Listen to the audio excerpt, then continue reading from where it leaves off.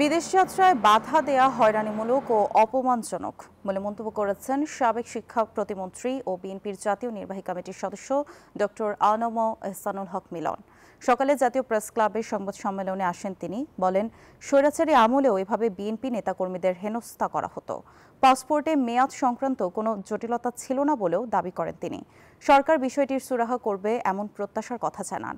বৃহস্পতিবার চিকিৎসার জন্য বিদেশ যাওয়ার সময় সাবেক এই প্রতিমন্ত্রীকে শাহজালাল বিমানবন্দরে আটকে দেয়া হয়। পাসপোর্টের বিভ্রান্তিটা আসল বিভ্রান্তি না।